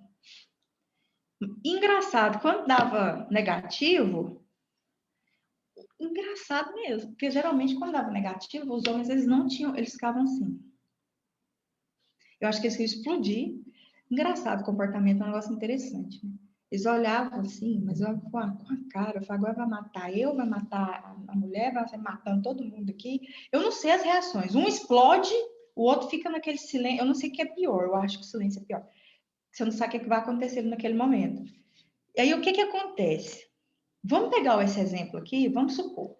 Uma criança representada pela mãe processa o Vinícius, investigação de paternidade, faz a coleta. O que acontece? Na investigação de paternidade acumulada com alimentos, você pode pedir alimentos a título cautelar. Não é um nome provisório, porque o provisório é só quando se tem a prova da relação de parentesco. Mas você pode pedir uma tutela de urgência cautelar, porque a criança está passando necessidade. É difícil de se conceder, é muito complicado, até porque não se tem a prova da relação de parentesco, mas se concede. Então, os juízes e as juízas têm uma situação muito complicada aqui nesse momento de segurança. Você não conceder, mas aí pensa no melhor interesse do menor, que é um princípio, e fixa-se nem que seja um valor mínimo para se garantir uma manutenção ali naquele processo. Então, isso acontece. Então, vamos supor que o Vinícius está pagando alimentos liminares aí há 10 meses, aí ele está pagando, sei lá, R$500 por mês. Enfim, já está pagando 5 mil já de pensão. Depois de 10 meses sai esse resultado. Ele não é o pai. Mas na hora o Vinícius vai virar para o advogado, e virar para vocês, advogados, se vocês, quem for advogado, vai falar assim, quero meu dinheiro de volta. Quero meu dinheiro de volta atualizado aqui, que eu não tive que estar pagando isso aqui. Vocês vão ter que virar para ele e falar, você não vai ter o seu dinheiro de volta. Você não vai ter, Vinícius, o seu dinheiro de volta, porque os alimentos têm a característica da irrepetibilidade. Imagina vocês falando isso com uma pessoa nervosa. Essas palavras. Os alimentos têm a característica da irrepetibilidade, ou seja, os alimentos provisórios ou definitivos, ou até a título cautelar, uma vez prestados, são irrepetíveis, são irrestituíveis. A gente não recebe de volta aquilo que a gente paga a título de alimentos. Então, vai viver a sua vida, fim, você não é pai dessa criança, você pensa que você ajudou uma criança, pensa isso. E é isso, os alimentos têm essa característica da irrepetibilidade, uma vez pagos, eles não podem ser restituídos, tá? Condicionalidade, os alimentos são condicionados para fixação. Para se fixar a pensão alimentícia, o juiz tem que levar em consideração 3 pontos aqui, não são só 2, não. São 3. Primeiro, as necessidades de quem vai receber, as possibilidades de quem vai pagar e uma razoabilidade para não gerar enriquecimento ilícito de um lado e também não fazer... não fez nem diferença do outro lado. Não é pelo fato de uma pessoa, um empresário, ganhar R$500 mil por mês que a pensão por si só vai ser considerada só em relação de quem vai pagar. Também tem que levar-se em consideração as necessidades. Então, eu falo para vocês, não tem uma tabela de valor? Não tem. A gente tem parâmetro para quando a pessoa não tem salário. Então, por exemplo, não trabalha. Com certeza oscila ali entre 30% e 40% de um salário mínimo, geralmente 30%. Quando a pessoa trabalha e tem renda, então o juiz pega as necessidades. Então, é muito comum que numa petição inicial de alimentos, vocês façam uma planilha, se vocês estão atuando para quem vai receber alimentos, e coloquem ali naquela planilha gastos aproximados daquela pessoa que vai receber. Vestuário, tanto. Escola, tanto. Plano de saúde, tanto.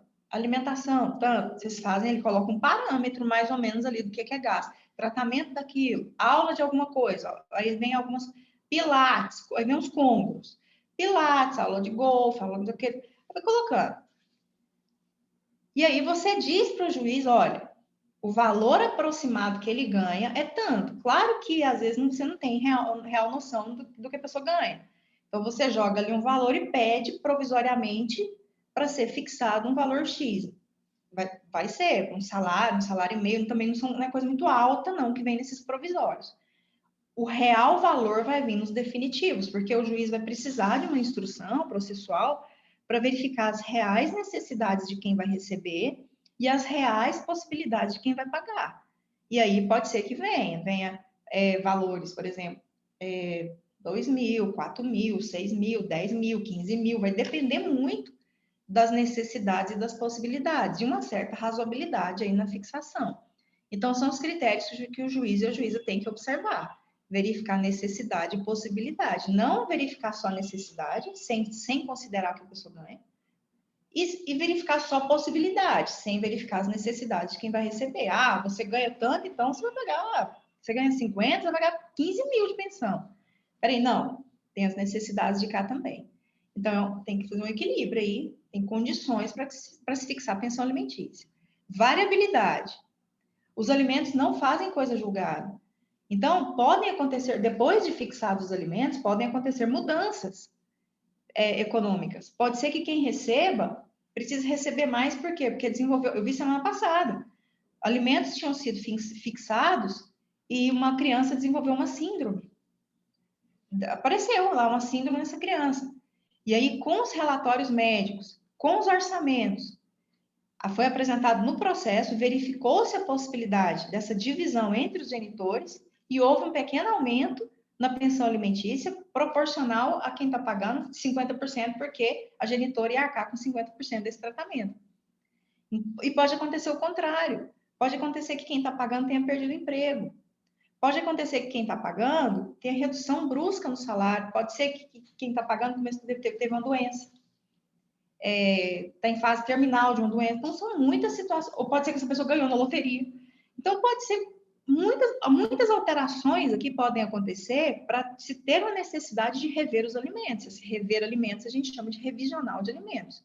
Então, na ação revisional de alimentos, ela pode ser feita tanto por quem está recebendo, como por quem está pagando. Só para deixar claro um ponto aqui. A maioridade civil, 18 anos, não é causa por si só automática de exoneração de pensão alimentícia. Então, vamos supor que lá no caso do Vinícius, o Vinícius foi condenado a pagar pensão para uma criança. E o Vinícius paga todo mês 2 salários mínimos, isso vai. 16 anos é 18. O menor já não é mais menor, o filho do Vinícius. Deu 18 anos. Aí o Vinícius, do nada, vira e fala assim, 18, tô livre. Não faz nada. Simplesmente para de pagar, de depositar. Não dou 3 meses para ter um mandado de prisão lá, para pegar o Vinícius e colocar ele preso. Ah, mas eu fiz 18, eu não tenho que pagar pensão alimentícia. Não tem nenhum lugar do direito escrito que a maioridade civil cessa essa obrigação de pagar pensão alimentícia. Não tem. Até porque tem muitas situações de maiores de 18 anos recebendo pensão. Só que quais são os requisitos para se continuar essa pensão alimentícia depois dos 18 anos? A pessoa precisa comprovar que ela está estudando e que os estudos não têm condição, a menor condição de ter um trabalho nesse período de estudo. Então, é uma questão muito, é um motivo muito educacional aqui. Então, tem que comprovar que está estudando ou comprovar que está inserido num problema de saúde grave e que depende desses alimentos. Então, existem condições aqui para esses alimentos continuarem, a manutenção desses alimentos continuarem, mesmo após os 18 anos. Então, suponhamos que alguém da sala tenha pensão alimentícia e já tem mais de 18 anos. Acho que tem, não sei se eu tenho menos de 18 aqui. Mas vamos supor que vamos supor que tem alguém aqui na sala que recebe pensão e foi aquela dúvida, nossa, será que quando eu fizer 18 anos vai cortar a pensão? Não. Vocês fazem faculdade, vocês estão estudando, estão se preparando, então isso aí não é motivo, não corta, não consegue tirar a pensão nessa situação. Por isso, não por esse motivo. Agora, formou, tá lá o dia inteirinho assistindo Big Brother, joga lá o trem lá, fica lá o dia inteirinho lá. O dia inteirinho mexendo nisso aqui. Postando botoca lá. Faz nada. Pode ter certeza que alguma coisa vai vir aí para tentar exonerar. Então, o nome é ação de exoneração de pensão alimentícia. Vamos lá, deu 18 anos, outra coisa, a exoneração não é automática. Você tem que pedir. Para a justiça, tá lá ainda pagando e tem que pagar. O juiz não tá lá verificando quem fez 18, quem não fez 18, não. Então, quando você se enquadra nessa situação, o Vinícius está pagando pensão. O filho dele está com 28 anos de idade, faz nada até hoje. E o Vinícius está lá pagando pensão. Se ele não for fazer uma ação de exoneração de pensão alimentícia, provar lá na vara de família que aquela pessoa tem condição de trabalhar para fazer alguma coisa, ele vai continuar pagando pensão até os 40 anos. 40 anos pagando pensão alimentícia. Então, tem que fazer uma ação de exoneração de pensão alimentícia. E façam. Porque esses acordos de boca aí, não vou pagar mais não. Tá bom, pai, não precisa mais não, tô trabalhando. De repente chega lá um pedido de prisão pro Vinícius. Ele tem que ser resguardado de que teve uma sentença o exonerando de pagar essa pensão alimentícia. Então, são muitas questões aqui. Às vezes a gente ouve, vou fazer 18, cuidado, hein? Tá chegando nos 18, pagar pensão. Não é bem assim. Se vocês comprovam que estão estudando, que estão ali, né, lutando ali para entrar no mercado de trabalho, enquanto vocês dependem dessa pensão, já se paga. Agora, formou, já passou um ano, você está ali, né, boiando e tal. Ou então vocês conseguem comprovar que estão estudando. Eu preciso fazer um ano de cursinho, enfim, são situações muito subjetivas. Vocês vão conseguir manter uma pensão. Agora, quem não faz nada, 30 anos de idade, recebendo pensão, só vivendo de pensão, aí consegue exonerar muito fácil, tá? Então, tem motivos para a pensão ser mantida depois da maioridade civil, que é 18 anos. Agora, maioridade civil por si só, fiz 18, não exonera de pagamento de pensão alimentícia. Se precisar, vai continuar recebendo. Eu vi um caso de pensão alimentícia que teve uma condenação para uma mulher de 27 anos de idade, mas ela desenvolveu uma doença que ela não podia, ela teve que ficar de repouso muito tempo, e ela precisava mesmo para manter a família. Ela tinha uma filha, tem uma filha, e ela precisava mesmo de pensão alimentícia. O pai dela tem muitas fazendas, tem uma condição financeira muito alta. A menina de 27 anos conseguiu a pensão alimentícia, e foi por prazo determinado, enquanto durasse o tratamento de saúde dela, porque ela desenvolveu um problema de saúde muito grave, e ela conseguiu receber essa pensão alimentícia. Bom, em relação à ação de alimentos, o procedimento é muito simples da lei 5478, porque você ajuiza uma ação de alimentos, pede uma tutela de urgência, uma liminar, e aí o que o juiz ou a juíza já fazem? Eles já designam uma audiência para se tentar um acordo, para já apresentar defesa, para ouvir testemunhas na audiência una, para já sair uma sentença. Então, é um procedimento que é muito simplificado aqui. Tem a participação do Ministério Público nessa audiência, de alimentos, só de alimentos, o divórcio é diferente. E aí, logo já sai uma sentença que é fixada. Agora, se houver necessidade de uma instrução mais pesada, ou seja, vamos supor que nessa audiência não teve acordo, apresentou defesa, e aí na réplica apresenta que tem que ter quebra de sigilo bancário, enfim, apresentação de documentação, busca de bens, aí vai atrasar mais um pouquinho até se chegar nessa sentença. Mas, assim, dois pontos muito interessantes da petição inicial de alimentos para vocês não se esquecerem. Primeiro, a petição inicial da pensão alimentícia, primeiro você endereça para a vara de família. É uma ação de competência, ela não é uma ação de procedimento de família, mas ela é uma ação de competência da vara de família, a não ser que vocês estejam em comarca única, que seja juiz único, é vara única, aí não tem como. Mas se existe a vara de família na comarca, vocês vão endereçar para uma das varas de família. Aqui em Anápolis nós temos 3 varas de família. Em Goiânia, as varas de família foram organizadas em UPJ, UPJ de família. A UPJ de família tem várias varas de família dentro dessa UPJ. Só para passar para vocês algumas informações. Que nós temos 3. A terceira foi criada recentemente, porque 2 estava insustentável em relação aos processos da vara de família. Então, estamos em Anápolis com 3 varas em funcionamento. Então, são ações que vocês vão endereçar ao juízo da vara de família, da comarca D. Na competência, os alimentos é o foro do alimentando. É de quem recebe alimentos. Então, vamos supor que vocês vão ajuizar uma ação de alimentos, vocês são os advogados dessa ação. Então, suponhamos que a criança more em Anápolis, juntamente com a mãe, e o genitor more em São Paulo.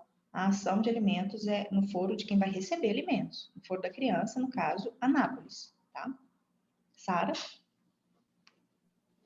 O que é um PJ? Sara? Agora a senhora está me ouvindo? Estou te ouvindo. Ah, tá. O que é o PJ? Unidade, o P eu não lembro, dizer que é judiciária. Vou pegar e te passo. Tá bom, Mas obrigada. você não coloca... Essa unidade é uma unidade para abarcar todas as varas de família. você não endereça para a UPJ, tá? Você endereça para a vara de família. A UPJ é como se fosse um órgão que cuida das varas de família, em razão da grande quantidade de varas de família em Goiânia, quinta, sexta, sétima vara de família, enfim, é muito mais. Então, criou-se uma unidade própria para as varas de família, essa UPJ de família. Então, quando você for endereçar, porque se alguém falar para vocês, tá lá na UPJ de família, essa não é a vara.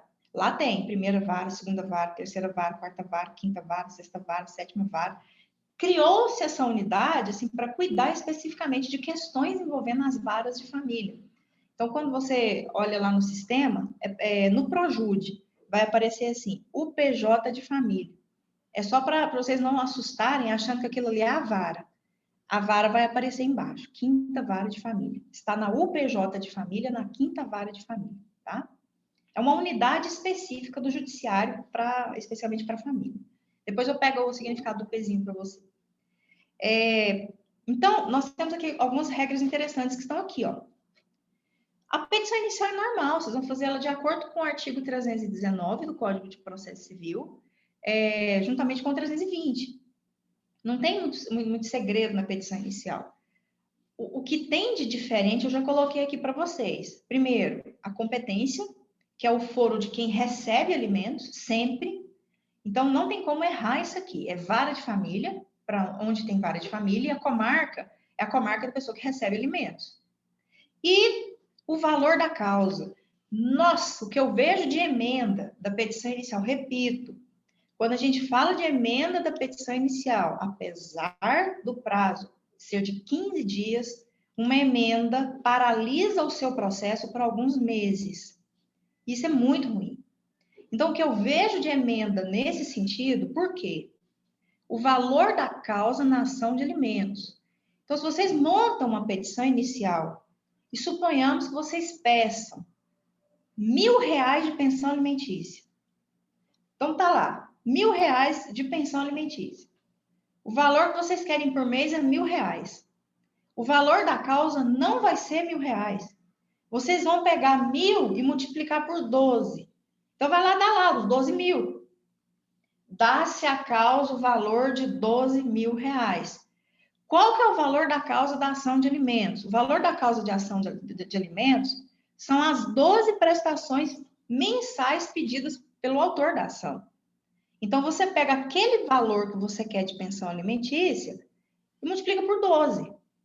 Isso vai ser lá no valor da causa, não é nos pedidos. Nos pedidos, você vai colocar o valor exato que você quer por mês. Ou em cima do salário mínimo, que é o que prevalece. 150% do salário mínimo, 100% do salário mínimo, ou um salário mínimo, ok. 200% do salário mínimo, geralmente pede-se para colocar em cima de percentuais do salário mínimo. Mas vai gerar um valor, você vai fazer uma conta, vai ter um valor. Lá no valor da causa, dá-se a causa o valor de, você multiplica esse por 12. E aí vocês jogam lá. Já vi demais acontecer. A pessoa faz uma ação de alimentos, vai lá e coloca R$ 1.000 de pensão. Aí dá-se a causa o valor de R$ 1.000. Aí vem a emenda.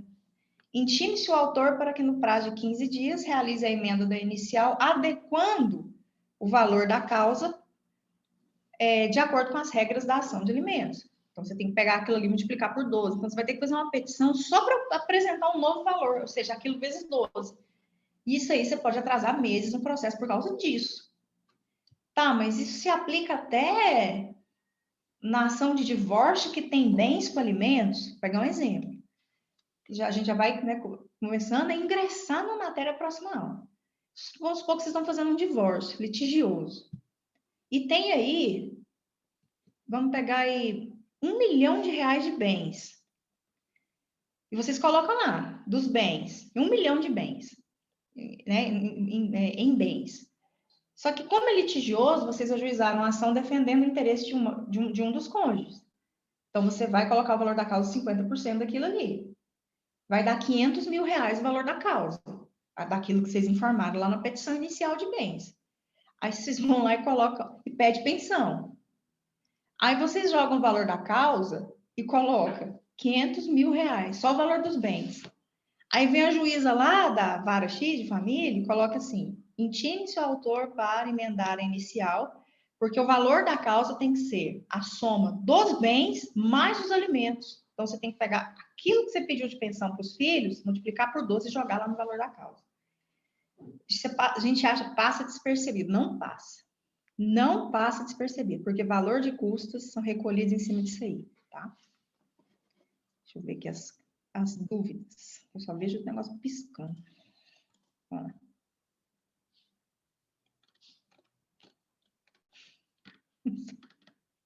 DNA do ratinho.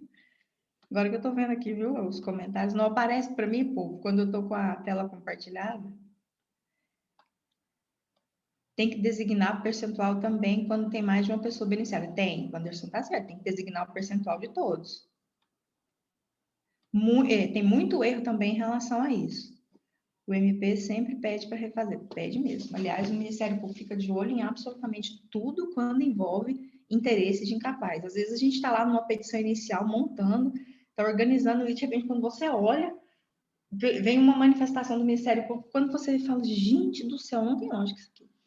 Passou assim, não passa, tá? Não passa mesmo. O Ministério Público fica de olho em absolutamente tudo, pode até passar lá no judiciário.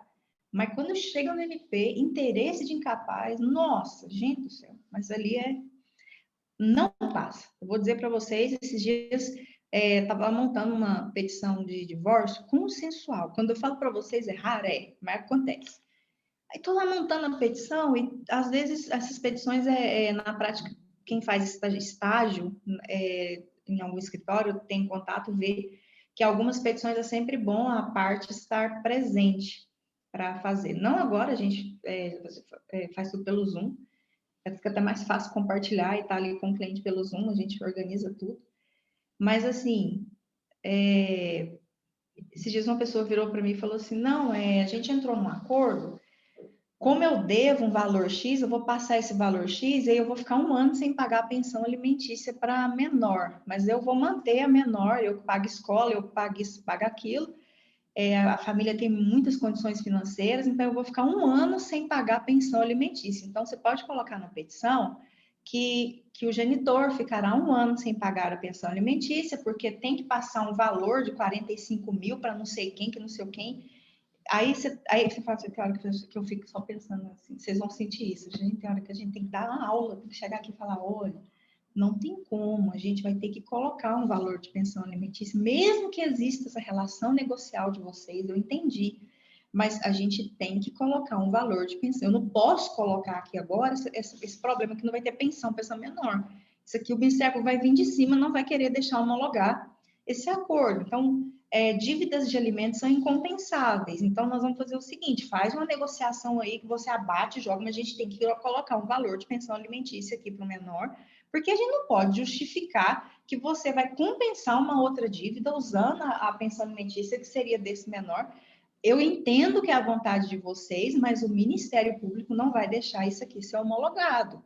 Então, teve que refazer um cálculo lá direitinho para colocar uma pensão alimentícia para a menor, no caso é uma menina, para menor, e aí você abate e vê o que você faz, mas a gente tem que colocar esse valor aqui, porque o Ministério Público não deixa passar. Ainda mais justificar na petição que o valor, ao invés de pagar a pensão alimentícia, vai ser compensado um valor que você deve para a mãe. Então, que a mãe te deve, enfim, que não vai passar no Ministério Público, tá? Porque tem 2 problemas aqui.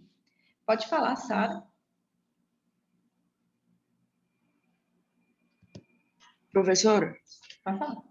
quando esse valor é fixado assim, quando não há necessidade, né, do pagamento, aí fixa lá um valor simbólico. O Ministério Público fala alguma coisa quando o valor é, tipo, irrisório? Geralmente, se você fizer uma petição, Sara, que você deixe bem claro as condições financeiras de quem detém a guarda da criança e que a criança está deixando de exercer o seu direito à pensão naquele momento, então, em razão disso, o valor está sendo fixado naquele percentual, mas você vai ter que comprovar mesmo as reais possibilidades de quem vai deter a guarda da criança. Pode ser que você não tenha problemas com o Ministério Público, desde que algum valor seja fixado, que você comprove realmente. Pense como promotora de justiça, você. O que o Ministério Público faz é velar pelos interesses de menores. Se ele verificar que os interesses do menor estão sendo resguardados e comprovadamente resguardados, vocês não vão ter problema. O problema é quando fica aquela dúvida no Ministério Público se os interesses do menor não estão sendo resguardados. Aí existe, vai barrar, vai verificar, tentar investigar, manifestar, dar uma explicação melhor, ou talvez até o próprio promotor ou a promotora solicitar uma audiência, nem que seja por vídeo, para esclarecimento dessa questão, desse ponto. Compreendi, professor. Pense como promotora de justiça. O que você não pode deixar acontecer são os interesses de menores serem violados, tá? Tá certo, obrigada. É isso. Gente, já são 10h05, nem eu vi. Nós vamos combinar assim. Na nossa prova, semana que vem. Na nossa prova de semana que vem, vão cair os 3 juizados. Então, vai cair juizado especial civil, juizado, tudo que está no AVA. Já está ok, eu olhei o AVA ontem à noite, a aula está lá, material está lá, o que não coloquei 2 questões avaliativas lá, tá? Sobre o que a gente falou aqui hoje. Então, não tem segredo, tá? Malu, depois dá uma conferida se está tudo certinho. Eu postei todas as aulas síncronas, postei todo o material no AVA, até a da semana passada, gente, está tudo lá. Só falta colocar essa aqui de agora, que eu vou colocar no AVA já hoje, para evitar, se vocês terem tempo para poder, apesar de que a gente falou hoje, foi mais alguns pontos da gravação da aula passada, mas já vou colocar. Então, nós temos juizado especial civil, que é o JEC. Nós temos Juizado Especial Federal, que é o JEF. Juizado Especial da Fazenda Pública. Ações coletivas. E alimentos. Até onde fomos, ou seja, não cai execução de alimentos. Não vai cair execução de alimentos. Nós não falamos de execução aqui hoje. Nós fomos até essa parte do procedimento. Então, não cai execução. Vocês vão achar aí embaixo execução de alimentos. Não preocupe com execução. Então, essa é a matéria da primeira VA. Tá aí.